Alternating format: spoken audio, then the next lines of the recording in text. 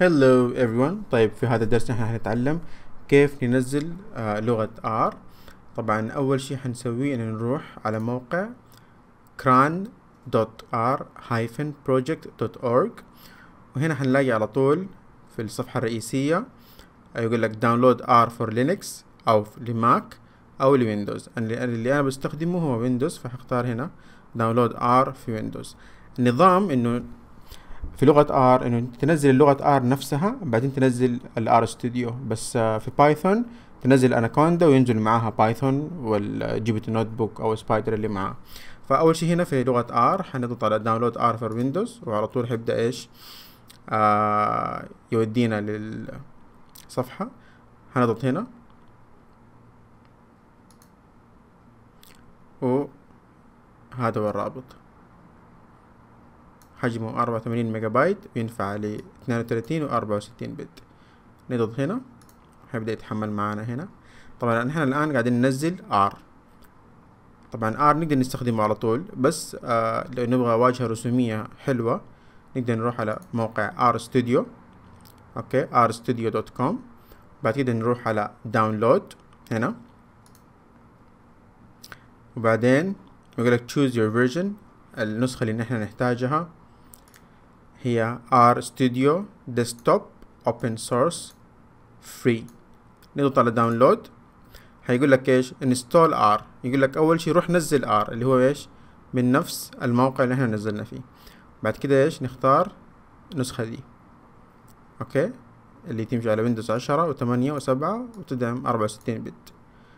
نضغط عليه ويبدأ ايش يتحمل معانا. عقبال ما يقعد يتحمل معانا خلينا ايش نسوي سيت اب لR.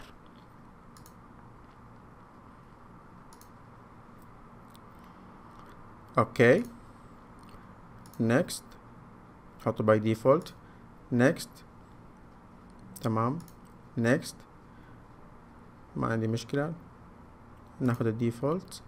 اوكي، next، ما ابغى اعمل ديسكتوب شورت كات، ونعمل next. حبدأ ينزل اللغة R. بعدها حننزل ايش R Studio، كده نكون جاهزين ان شاء الله.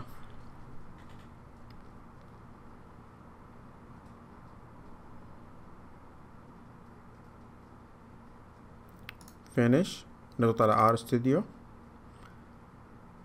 نبدأ نحمله. هنخليه باي ديفولت. next،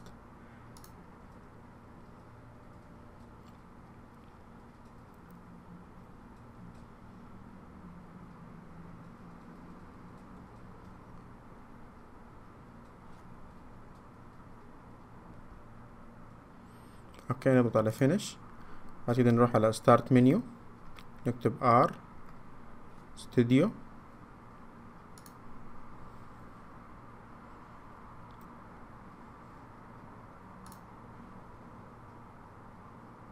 فتح معانا R. اوكي، هنيجي هنا مثلا نكتب مثلا 4+4. اوكي كده تمام شغال.